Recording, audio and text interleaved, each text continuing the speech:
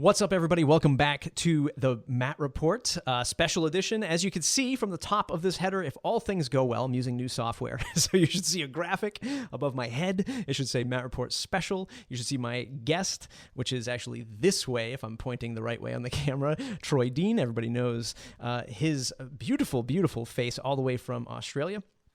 And what do we talk about here? Well, we talk about what people are doing in and around the WordPress space. People who are building businesses using WordPress, with WordPress, around WordPress. It's mattreport.com/subscribe to stay connected. We are season 5. We are just getting to the halfway point. In fact, at the day that this is recorded, the first episode of the halfway point of season 5 is out. Season 5B with my 2 co-hosts that ran the show without me.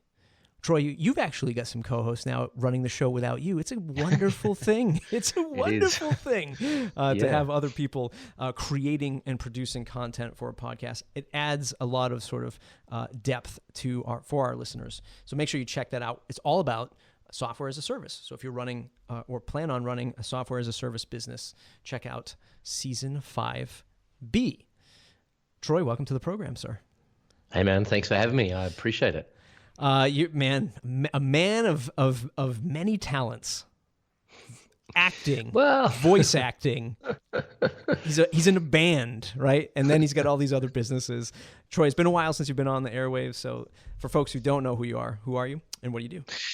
Sure. So most notably founder of WPElevation, which is a business community coaching program for WordPress consultants.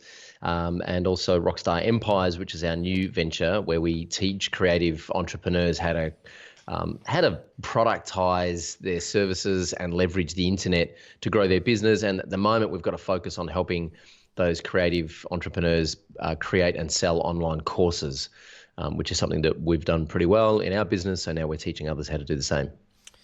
I mean, it's tremendous stuff to see where you've gone with WPElevation. You and I just actually recorded an episode regarding mental health for your audience.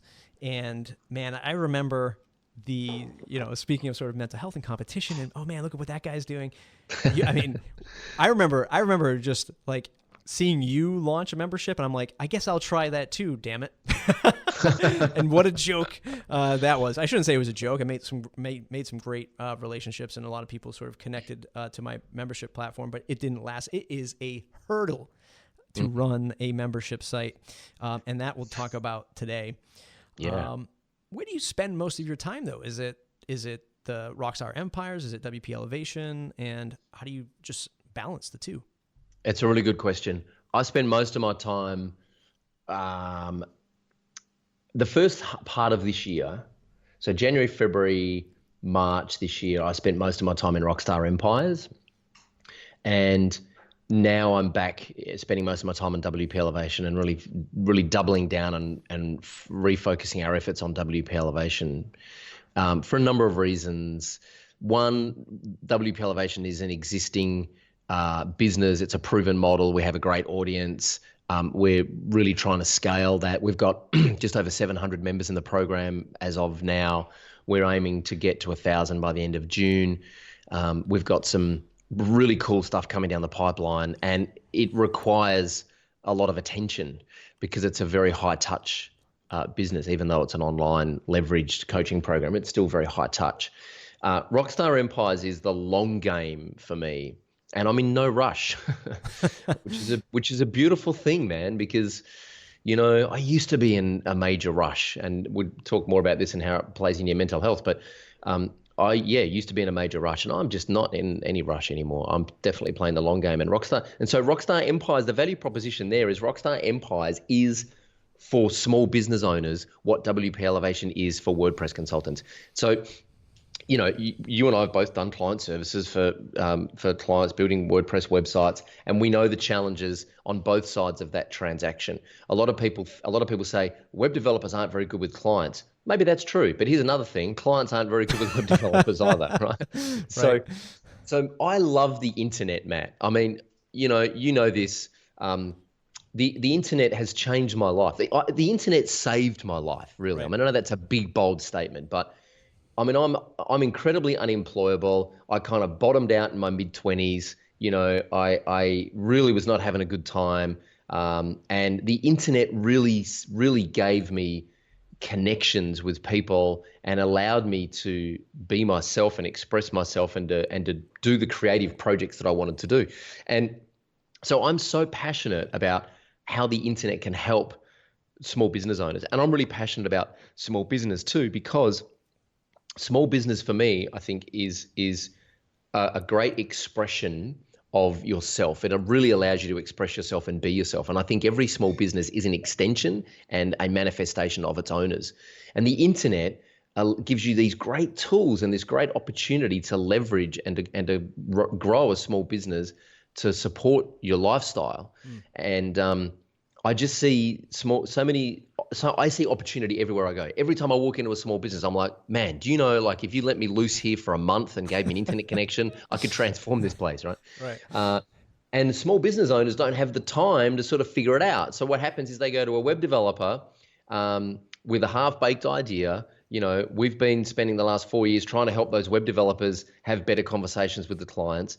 And the long-term focus for me is I want to help small business owners understand how they can better use the internet so that by the time they get to the web developer, they're already fueled up, they're skilled up, they know what they need, they're ready to produce content, they're ready to be super helpful, they understand online video, they understand how the internet works, and everyone can have a more meaningful conversation and get a better outcome. And so RockStar Empires is the long game for us, and it's bubbling away nicely, it's growing organically. What I've learned, though, is that if you take your eye off the ball for too long, like if I took my eye off WP Elevation for too long without having the right people in the right seats to really run that business, then you end up with kind of two half-baked pies in the oven rather than one really good one, Right. There's so let's just talk about that strategy of going slow. And this might be just a sort of coincidence that you're taking it slow, or maybe it's just the inevitable when you're trying to balance a few things at once. But I have a little sort of hobby website. It's called swipe.blog. And all it is some of the absolute shitty internet marketing copy that I copy from Facebook ads, right? Make $78,000 with this $5 Facebook ad, like all of these like whacked out things. And I just use this as like a little sort of, release to copy this stuff and put it on this site. I hope none of mine have made it on there. None of yours have made it there, right? I mean, you're not promising these massive, pots of gold at the end of the rainbow. We have this conversation all the time. It's like, we're waiting for a Facebook ad. We're waiting for like an infant. Like, I'm 10 months old and I just made $8 million in 3 seconds. Look at me drive this Ferrari. Right. So is the slow game sort of to combat that? So you're not, because it's a super competitive space. I mean, at least the stuff that I see. So is that a way to say like, okay, look, we can take our time with this. We don't have to overpromise. We don't have to get a Lambo and take a picture in front of it. Is that half of a strategy to that, to a degree? Not really. I mean, look, maybe subconsciously, part of it is, my friend Nick, who I interviewed on my podcast recently, is just a real, he's just got an incredible brain for business, right? He said to me, he deliberately does the opposite of what everyone else is doing. Right. And I've heard this a lot. Dan Kennedy kind of drummed this into me when I was a GKIC Inner Circle member, and I used to get, his newsletters on CD every month, and I'd listen to them in the car. And he was like, if you want the same results as everyone else, then do what everyone else is doing. Mm-hmm. If you want different results, then do something different. So maybe subconsciously, I feel like we're overwhelmed with that horseshit on the internet where everyone's promising you can make $1 million in 3 seconds by spending no money and just buy this $5 ebook, right? I think everyone's overwhelmed by that stuff. But the other thing for me, part of it is managing my own anxiety. Like, if I get too wound up about things, I do get anxious and I start to freak out and I get overwhelmed.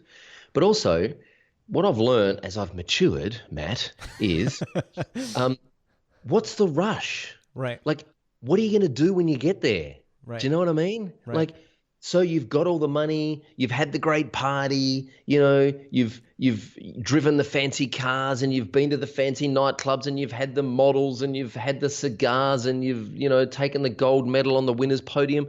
Then what? Right. What do you do then? Like, what's the point? And so one of the things, that I've realized is that my attention has shifted from my attention has shifted to really sort of questioning, what does it all mean? And that's reflected in, you can always sort of see where I'm at by having a look what book I'm reading on my bedside table. And at the moment, I'm reading Man's Search for Meaning by Viktor Frankl, which is a pretty intense book. And I mean, this is a guy that survived the Holocaust and is one of the great thought-leading psychologists and psychotherapists of our time. He died at the age of 92. It's a fantastic book of hope from a Holocaust survivor, is just incredible in itself.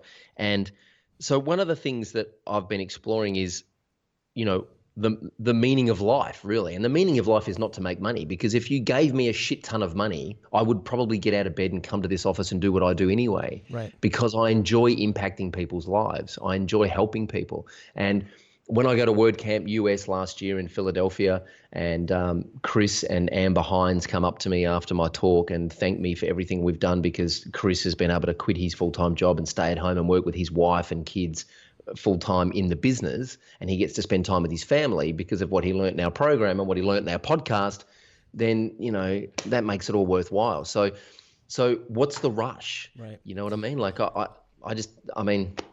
everyone's in such a rush, and it's like the hare and the tortoise, the classic tale of the hare and the tortoise. Do you feel, before you mentioned that the internet has sort of saved you, or maybe even turn the ship around for you, do you think it's no matter what you did, like let's say, you walked away from both businesses and I don't know, went to something else, totally different.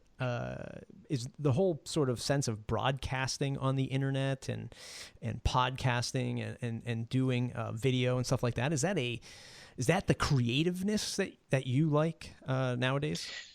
Yeah. And also, yes, it is. So, whatever business I went into these days, my business partner and I always joke about having a fish and chip shop. Whenever we get sick of the internet and technology and, Australian internet speeds and, Adobe Creative Cloud not syncing your fonts and or whatever frustration it is, we're always like, what, screw it, man. We're going to open a fish and chip shop and we're just going to do away with the internet. But I can tell you now, if I opened a fish and chip shop, I would make little videos about why our fish is the best tasting fish in town, and why our chips are the healthiest chips, and why we use sweet potato. And I'd make little video blogs like that, and I'd start a podcast and I'd interview other fish and chip shop owners, and because A, it works, B, it's fun, and C, so A, from a business strategy, it's a great business strategy. B, it's a lot of fun. And C, I'm a very delicate, sensitive flower, man, and I need validation.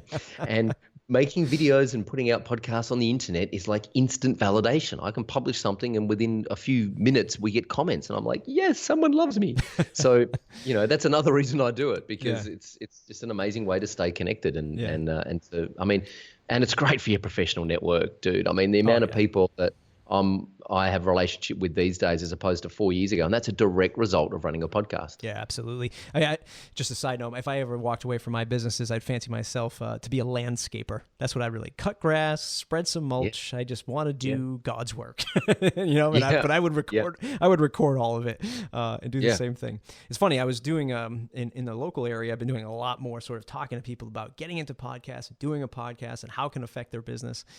And I kid you not, there's I don't know if do you have the Rotarian group in Australia? Yeah. So I spoke to a local Rotarian group, a fairly good size, probably about 60 or 70 people in this chapter. And I presented on podcasting to them. I said, okay, so how many people here, before I started, how many people here listen to podcasts? And like 4 people raised their hands. And I was like, oh God. So all right, how many of you actually want to start a podcast? Nobody raised their hands, right? How many of you think this can actually change your business? Nobody raised your hands. But then I ask things like, how many of you are real estate agents, right? How many of you are staging homes or doing construction, right? All of these things with copious amounts of like video and content opportunity, and like half the room, right? People are all in sales and insurance and real estate. It's like, wow, this market is ripe for people like you. I bring that up because there's a local politician, and it's voting. It's going to be voting in September or October, and for the new mayor. And somebody contacted me and they say, "Hey, look, we need to start a podcast because we don't want anybody else to own that space. Like, we don't want anybody else to own that space." And that's like an aha moment for me, right? Like, yes, that's correct. That's what it's about, right? And when you're competing in the local space, this is a great separator. Yeah, 100%. And that was sort of just a sort of a vomit there, but it's just amazing how many people and opportunity some people are missing for this stuff. You know, Dan Kennedy talks about this all the time. Like the way to own a category is to invent it, and you don't have to. Like, I mean, you and I mean, I think you and I were the first people to talk about WordPress consultants. Everyone was talking about WordPress developer, WordPress designer, and I remember listening to your podcast, and I kind of had this thing for WordPress consultants, and I discovered your podcast, and you actually said on one of your early episodes, you were like, "Why don't we just call ourselves WordPress consultants?" And I visibly remember walking through the supermarket, having that moment, going, "Yes, that's exactly what I've been saying. WordPress consultants. I'm not a developer and I'm not a designer, but I know how to put this shit together." And so if you think about, the way to broadcasting and having some kind of podcast is great authority positioning. It instantly gives you authority, and then you have the authority to invent your category. And so while everyone else out there is a personal trainer, you can be a body transformation expert. It's the same thing that you're selling at the end of the day. It's just packaged up differently, and it really speaks to the high-end customer about the benefits that they're getting, and they will believe you because you're a podcaster and you have that authority positioning, and you are seen as an expert because you have a microphone or a camera. Right. Yeah. Let's talk about that. From when you started WP Elevation till now, how have the consultants exiting the course changed? Are you seeing a difference, a big difference in approach and in what people have to offer? Maybe on the sort of technology side, have your students gone even beyond integrating WordPress? Are they going into like marketing tools, and what does that whole thing look like from when you and I chatted maybe 3 years ago? So it's funny. A lot of our members, our mature members, what we call them alumni, who have been through our course, and a lot of them are still with us, and those that do exit the program because they've gotten enough out of it and it's time to move on, and they go and explore other trainings, they talk about themselves as digital marketing consultants or digital business consultants. So there's a lot of people integrating things like ActiveCampaign or Infusionsoft, or taking WordPress and plugging it into other tools and other software to provide a more holistic solution. So whether it's getting it to talk to the CRM, or getting it to talk to a shopping cart, or getting it to talk to some other third-party industry-specific piece of software. And let's be clear, we don't teach WordPress development at WPElevation. We've just started rolling out some development training with Zach Gordon, but we haven't been a WordPress tech shop. We teach business consulting and communication strategy. So as I said, now we are starting to roll out some more development training, but that's really for our members' staff, so that one of our members can go to a client and say, "Hey, this is what we can promise," and know that their team can deliver using best practices from what Zach's teaching in our development track. But I think what our alumni experience more than anything is just a mindset shift and a boost in confidence. A lot of people come into, and you would have seen this, a lot of people come into WP Elevation and they're undercharging because WordPress is free, it's open source, there's so many free plugins available, and there's a real mindset around, I can't charge any more than $500 for a website because, it's only cost me like $37.50 in plugins and $3.50 in that ebook I bought to learn how to make $1 million.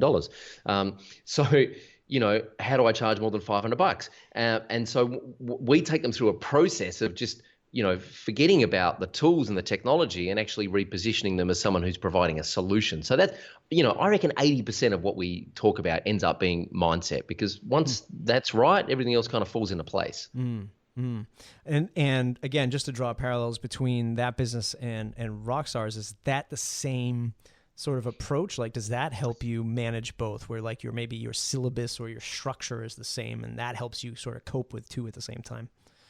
So WPElevation has a very clear curriculum, and and the difference is, so WPElevation looks at, if you were a member of WPElevation, our curriculum is based on your client's journey through your business, which is kind of a novel approach, because instead of getting all meta and internal and kind of reflecting on your business, we look at your client's journey through your business, and we try and position you so that you provide your client with an amazing, delightful experience. Sure. RockStar Empires is still very heavy on mindset, because a lot of what we teach at RockStar Empires is taking you as a podiatrist, for example. I'll use podiatrist as an example. We've got a podiatrist who's looking at packaging up his podiatry clinic and licensing it to franchisees. And so he's going to be making a course to teach other franchisees how to run his clinic, essentially. And he's you got to reposition yourself just as from, a podiatrist to the podiatrist, the rockstar podiatrist. You are the architect, the realtor, the landscape gardener, the podiatrist that every other person in that vertical wants to learn from, because you've got some success, you've got some runs on the board, you're speaking at conferences, you're publishing videos on YouTube, you've got a podcast. It's all that positioning stuff that positions you as the rockstar. And then we have a very specific curriculum that walks you through how to create a course. We have a turnkey solution. Because we create so many courses internally, we had to put together a system that makes it possible for Mike, our coach in the UK, and Christina in the US, and Kath here in Sydney to produce their own courses in a consistent fashion. So we put that turnkey system together, and then that's the turnkey system that we now teach over at RockStar Empires, so that the graphic designer can teach other graphic designers how to run a graphic design business, or can teach the DIY crowd how to design their own, brochures, because they can't afford to hire the graphic designer to do it themselves.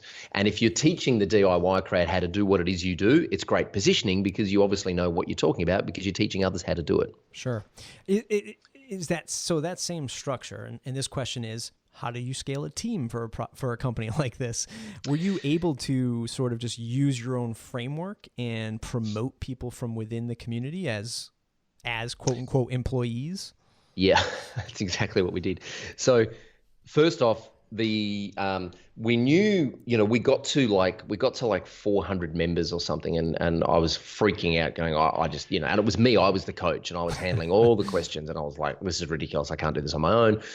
Christina Romero in the States had kind of had very quickly become like literally the poster girl. Like, her photo and testimonial is on our banners that we take to conferences. So she literally became the poster girl for WPElevation. Stay-at-home mom, 3 kids under the age of 6, ended up doing over 50K a year just in recurring through website care plans, and then was kind of like, picking and choosing the projects she wanted to work on, and was working like 15 hours a week. Right. And I was like, this is amazing. This is exactly why this program exists, because, I want to empower people to do this. So I reached out to her and said, and she was already kind of doing the job as a coach. She was directing traffic in our Facebook group, answering questions, doing all that kind of stuff, running her own webinars, teaching people how she set up her care plans. I was like, you know what? I think I should just start paying you, because you're kind of doing the job of a coach. And then the conversation was, well, we need someone in the UK and Europe, because those poor guys are going to sit up until 11 o'clock every night to listen to our coaching calls because of the time zones. So then we reached out to Mike, who had been to our mastermind in Thailand.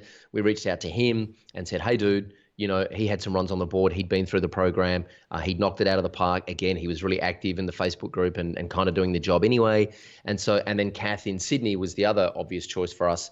And so it was like, all right, let's get you guys in those time zones, running coaching calls, presenting your own courses, running webinars, directing traffic in the Facebook group. Let's put you on a monthly retainer and see what happens. And they were accepted really well by our community. In addition to that, we have 6 mentors who kind of work for us kind of on a volunteer basis, where they get some additional benefits from our program. They get some private kind of coaching from us. They get some additional access to us, and they just sort of, again, just really directing traffic when the newbies come into the program and they're like, where do I find that proposal template? And they're, telling them where to go on the members website to find stuff. And those mentors, again, are there just to sort of help with the volume of queries, and also whenever we run live events, they come to our live events and they help facilitate our live events. So we are big on promoting from within the community, because it's important. And in fact, Ray, who is our new operations manager, who is standing here next to me in the office, he is a WPElevation graduate and a RockStar Empires graduate. And so he'd been through both programs, and again was just kind of, hanging around the studio, helping me set up the live stream software and flicking me all these things all the time, saying you should try this, you should do this, and coming into the office and going, hey dude, when you sent that email last night, there was this spelling error. And eventually I was like, you know what, I think we should employ you. Yeah. And it took us about 4 months to get there. We're kind of back and forth for a while, but for it became obvious to me who the team was because they just appeared in front of me, literally. And also it became obvious that I needed a team because I was, facing a meltdown and a burnout, and you can't do it all on your own, man. And it's really it's a tricky dance to sort of let go of the reins, let go of control, watch other people make mistakes and go, that's okay, I'm okay with that. That's how we're all going to learn. And to also realize that this started as an idea in my head, but it's now become way bigger than me, and I don't want to control it. I don't want to own it. In fact, I'm looking forward to the day that I log into the WPElevation members website and I don't recognize the content because it's all taught by other people, and I'm just like an advisor to the company. That's right. Really ultimately where I would like to end up. Yeah. No, for even just that sprint of being able to hire these, handful of people to help you out with this stuff is still leaps and bounds a huge, win for many businesses that can't get there because one, they don't want to give up that seat, right? They want the control. They don't want somebody else to represent them, maybe because they're afraid or maybe because they just don't know how to. But also to your systems, your internal systems, to sort of build all that stuff out. Masterminds, right? Talking about this stuff, I'm in a mastermind. I've been in a few masterminds. Some have been really good. Some have been pretty bad. A lot of it has to do with sort of the what everybody's willing to put into one, right, and be accountable to each other. I saw you, and you don't have to name this mastermind if you don't want to, but I remember seeing you on being very vocal on either Facebook or Twitter about a mastermind that you went to. You paid a lot of money for it, and you just weren't happy. I mean, you don't have to name it if you don't want to. Sure. But how do you evaluate these as somebody who runs masterminds? Like, you experience a bad one. I mean, you must sit back and be like, what the hell? Like, I could do this for this price. Yeah. Well, so here's the thing. I'm happy to talk about it, and let's get it out of the way so everyone knows. So the event that I think you're talking about is Michael Gerber ran an event in San Diego late last year. That's probably what it was. And, yeah, it was called the Dreaming Room, and it was a $5,000 a head event. I actually got in as a podcaster. I actually got in on a media pass. But there were a lot of people there who had flown from the other side of the planet and paid $5,000 to be there for the weekend. And by 11 o'clock Saturday morning, it had become a bit of a pitch fest, and Michael was pitching a $12,000 a year program where you learn how to develop the systems for your small business. And the unfortunate thing was, and maybe it's a generational thing, but the unfortunate thing was, as someone who has seen the free line pushed so far, Michael. And he freely admitted that he was kind of building the runway as the plane was taking off. But there were kind of the main systems that he outlined. You got to have a customer. You got to have a customer delivery system to know. The first thing you got to set up is how you're going to deliver your product to your customers. Then you got to set up a lead gen system. Then you got to set up a lead conversion system. Then you got to set up a management system, and then a leadership system. And there are these 7 processes that you got to roll out. And the fatal error that he made is that he didn't actually show us one example of how he'd set this up in his current business before he pitched us his $12,000 a year program. And I think that was a fatal error. All he really had to do, he's the guy that wrote the book, The E-Myth. He's the guy that wrote the book on systems and processes. And really, he's a commentator on what Ray Kroc did at McDonald's, and a great commentator at that. And the E-Myth was a huge influence on me, and I have a ton of respect for what Gerber did during that time. Unfortunately, the event in San Diego, he really missed the mark because he didn't add enough value before he pitched, and I thought that was very poor taste. So my rule is this: I won't pitch someone who's paid good money to be at one of our live events. If you pay money to come to one of our live, I just think that's poor taste. If you pay money to come to one of our live events, we are there to do work. We are there to work on your business and help you get unstuck and help you transform. And so that's, we have certain rules around our live events. They're a very giving space. They are a sacred space. They are a safe environment. Anything that happens at our live events stays at our live events. We talk about revenue. We talk about the problems in our business. We talk about challenging spouses who are over-opinionated.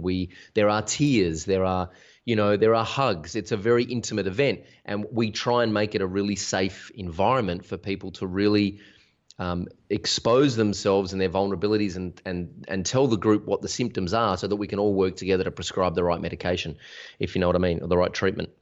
And so I think that's partially why our live events are so powerful, and partially why I'm so disappointed with a lot of other live events that I go to, because if I'm paying money to be at a live event, don't pitch me. Right. If I go to a live event that's free, I expect to be pitched. Right. It's like if I go to a free webinar, I expect you to pitch me. You're buying my time and you can pitch me. That's totally cool. But if I'm going to pony up money to be on a webinar or a training course with you, don't then pitch me the next level. That's just bad taste. Right, and yeah, and it's not cool. Yeah, and you're absolutely right. I mean, you bring up some of those positive points of your live in-person workshops, and that can transfer over to the people who just create a 4 or 5 person bi-weekly or monthly mastermind, right? And it really has to do with, look, if people aren't willing to share and really connect, and if a lot of people just constantly, I can't make it this meeting, I can't make it the next meeting, it's like, okay, well, you have to, like, we're all in this together. And that's been the biggest sort of sticking point for me with sort of these small little masterminds, with if people aren't willing to really contribute, or they can't make these meetings and they're really not giving back, it's all about finding those right people and not getting too big. Because just having these small, tight-knit conversations is super important. So here's an idea. One of the things I think is that if there's no skin in the game, people don't value the experience. And so it's tricky. We run mastermind events and people pay us to come to the event, right? And we cover the cost of the room, and we cover catering, and we put on beautiful lunches, and we, do all that kind of stuff. And I can tell you frankly right now, because I fly out to the States to our mastermind events barely break even. We do not make profit out of our mastermind events. They barely break even. I try and tie them in with when a WordCamp is happening, so I can go do the live event and then go to a WordCamp, and it kind of makes sense. But we don't make a profit out of our live events. One day we would like to, because the more profit we can make, the more live events we can run, and the more coaches we can put on board, and the better experience we can make it for everyone. So I'm not allergic to making profit at all. Let me clear that up. Profit's a good thing, man. It helps you serve your customers. But what I can say is that free mastermind, some free, especially online masterminds, they're very easy just to drop out. And usually the reason people drop out or don't turn up is because they're afraid to expose themselves and be vulnerable. So one idea is just to make it a very nominal amount and say, look, if you want to be part of this mastermind, it's going to be, it's going to be a couple of $100 a month, and all of that money is going to a charity that we're going to nominate, Thank You Water, or Educating, women in Africa, or whatever the charity is. And that way there's some skin in the game from the entrepreneur. They're like, well, I don't want to waste that $200, even though it's going to a good cause. I want to get my money's worth. And so they're more inclined to turn up and to contribute. And the other thing is just to set the ground rules from the start. So to say things like, this is a safe environment. Whatever happens on these calls stays on these calls. Don't use any information against your competitors, and don't share any of this information outside of this group, because it's a sacred group.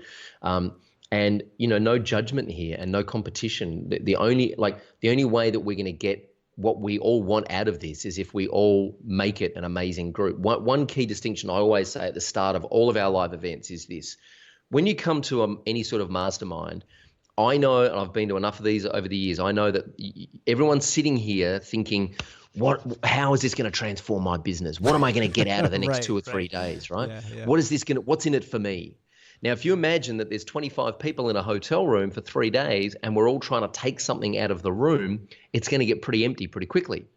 So my advice would be just to shift your mindset now and ask yourself, how can you become the most helpful person in this room over the next 3 days? And just give as much as you can to everyone in the room, because if we all give, then that rising tide is going to lift all boats, if you know, to coin a phrase. So right at the start of the day, we set that expectation, and the other expectation I set is we're all friends, we all love you, there is no judgment here, but there'll be plenty of time during networking breaks to share your life story with each other. When we're doing the work in the mastermind format, try and avoid telling us your life story, because if you do, we're just not going to get through everyone. So when we say, what are you trying to achieve over the next 90 days?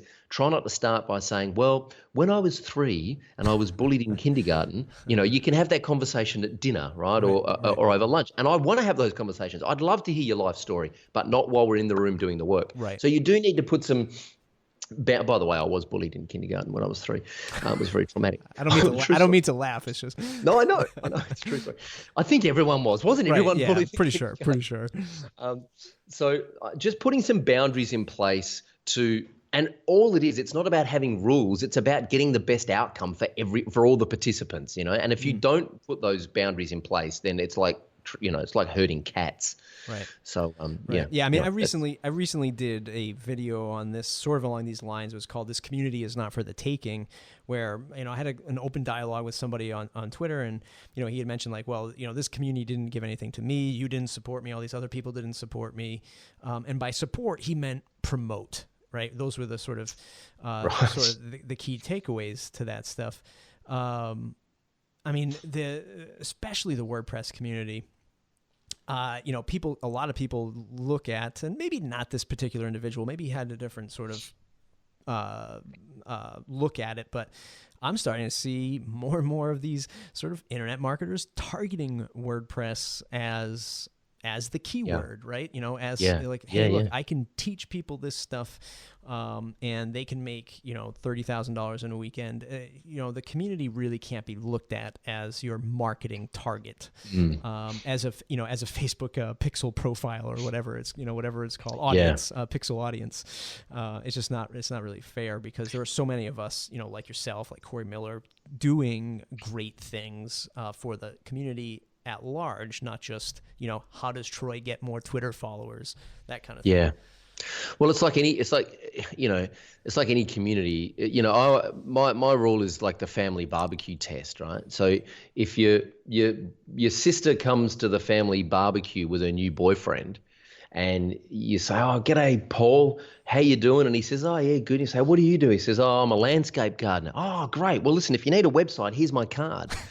That's a bit awkward, right? Right. I tell you what, why don't we have a beer? Let's talk about the baseball. Let's bond over whatever we find in common. And once we've known each other a while, I might say, like this is a real example. It happened with my wife's cousin. He's a landscape gardener, and you know, after we'd known each other a long time, and we'd been to Christmas barbecues and stuff, he eventually said to me, "Dude, I'd love to get a website one day, and, you know, any chance you could help me out?" I'm like, "Dude, of course, man. Grab a 6-pack of beer, come around to the office one Friday afternoon, and we'll build something." And I built something for him in Beaver Builder. And when we needed some help at our place with a tree to cut down, it's like, "Andrew, can you come around and check this out?" He's like, "Of course," because we're family and we have that mutual kind of respect. But if you go in for the kill too early, right. And a lot of people do come into the WordPress community, and they're like, I get emails all the time from people wanting to launch products onto the WordPress community, and they're like, "Oh, you're a WordPress influencer, and we'd like you to promote our thing to the WordPress following." And I look at my whiteboard and go, wow, nowhere on my roadmap does it say find random product from random company I've never heard from and promote it to my audience. Right. No. Right. And they don't ask me, like, you know, how they can help me, or, you know, they don't even ask me what my business objectives are. They just think because I have a microphone and a camera that I'm going to promote their thing. And I'm like, you know, you got to go do Biz Dev 101. It's about relationships. It's not about promoting each other. It's about relationships. Yeah. And so when I want to run a mental health conversation here, I reach out to you and Carrie because we have a relationship. We've hung out in real life. We know each other. You know, we have this conversation, and of course we're going to support each other because we're friends and we have that relationship. Yeah. Someday we're going to have to figure out how to collaborate on these emails, because I get the same ones like, hey, you know, on your post from 17 years ago, we really like that comment, but can you take a look at this plugin? And it's just, Jesus. One final. We should just like publish a page that says, if you want a WordPress influencer to promote your thing, this is what you should do first. Yeah. And just have a laundry list of like how it's taken us all, 5 or 6 years of flying around the country, going to events and meeting people and shaking hands and building relationships to get to a point where you've actually got a network of people who are going to support you. Right? Yeah, I mean, absolutely. There really has to be a playbook for these folks.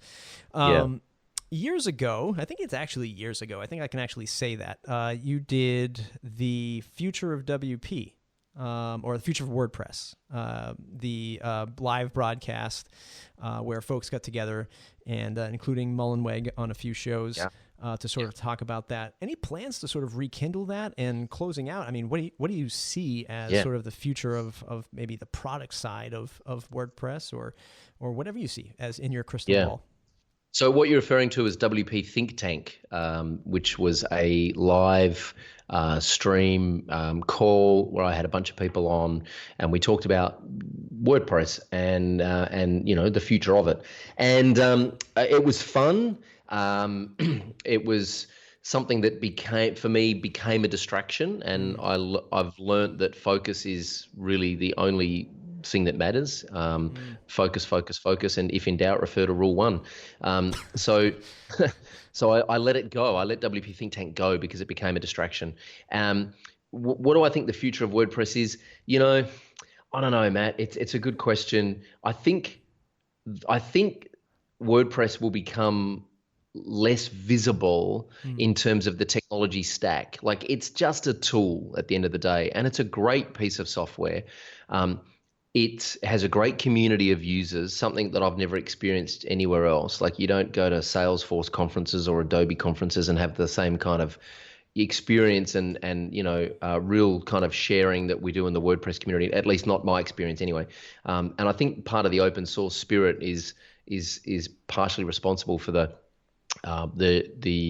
really good-natured spirit of the WordPress community. I mean, I just remember the first time I discovered the plugin repository and saw all those plugins supported by all those amazing developers. I was just like, holy man, this is just an incredible place to be. The future, I think, is where I think at some point WordPress will have these kind of forks or offshoots of WordPress that serve verticals. So Noel Tock spoke a couple of years ago about how I think he said 2016 was going to be the year of the dashboard.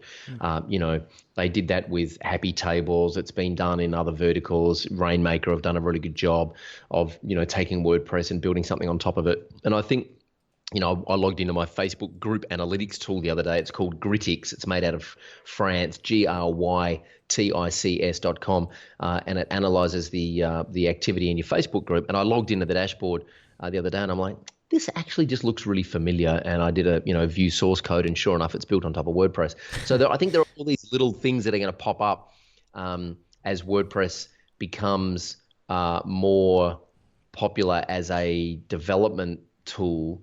But I think one of the biggest challenges WordPress has got is that it tries to keep a lot of people happy a lot of the time, and I think that will eventually be a challenge that it has to overcome. Like the bloggers are like, we don't care about custom post types or pages, and the developers are like, open up the REST API and let us do more stuff. So I think I don't know, things like it seems like ACF should be kind of part of core. It seems like Beaver Builder should almost be part of core. It seems like there's, Conductor should be part of core. There are all these things that kind of make WordPress, augment WordPress and make it more powerful. And I think we'll see it evolve into more sort of deeper integrations into different workflows. But I actually think it will become less and less about WordPress and more about what you can do with WordPress. At least that's my experience. And maybe that's just because I'm maturing in this space. But the other thing you've got to remember is that every single day, tens of thousands of people discover WordPress for the first time.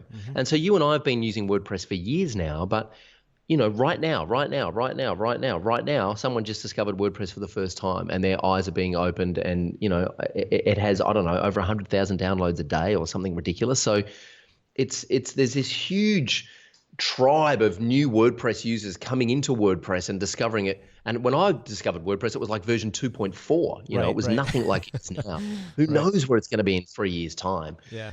It's an interesting space to be. Yeah, I mean, I am like 99.99% there with you in terms of, I think there will be a fork, and it might not be the fork as we know forks, but it might be a different flavor of things happening. I think we see it, especially with big web hosting companies sort of shifting the dynamics of WordPress, like a GoDaddy. They have their own onboarding system, they have their own themes, they have their own plugins, and they're sort of shaping the experience of how somebody experiences WordPress, where it's not going to be the same way that somebody experiences WordPress if they went to download it from WordPress.org and selected their favorite web host. Well, and it has to, because if you go to Squarespace, I mean, the onboarding experience of Squarespace is completely different. And you and I know how to use WordPress, but you put someone who's never used it in front of it and watch them try and wrangle it, and it's a learning curve. Absolutely. Yeah, no. And I think that's going to be the major direction it goes in. And I really think that I hate the word interesting, but it's going to get interesting in terms of where WordPress goes. Oh man, Troy Dean, it's been a pleasure to talk to you, sir. Man, I mean, I always enjoy catching up. I always enjoy seeing you in person. For folks who don't know where they can find you, where can they find you on the web to say thanks? At Troy Dean on Twitter is where I'm pretty active. WPElevation.com if you're in the WordPress consulting space. And if you just want to sort of learn more about online business, RockStar Empires has a great Facebook group. It's a free Facebook group. We call it our RockStar Empires community. And that is just at facebook.com. Actually, it's if you go to rockstarempires.com/Facebook. It'll take you to the RockStar Empires community group, and it's a free community group for online entrepreneurs to talk about all things awesome. When is the next WordCamp for you? That's a very good question. My wife is due to have our first in about 7 weeks. So, see you later, buddy. I'll see you next year. Yeah, I know. I'm not sure I'm going to be, in fact, I got an email today from someone saying asking me if I'm going up to WordCamp Brisbane, and I don't think I'm going to be making it there. So I'm not sure I'm going to be doing a lot of travel in the next 6 months at least. Yeah, I hear you. Definitely. Well, congratulations on that. It's an amazing experience. And I mean, we could have a whole other episode on that, but congratulations, my friend. MattReport.com/subscribe to stay connected. It's the #1 way to stay connected. If you do enjoy shows like this, you're going to be watching this on YouTube. Go ahead and like this video, subscribe to the channel, and as always, 5-star review on iTunes helps us greatly.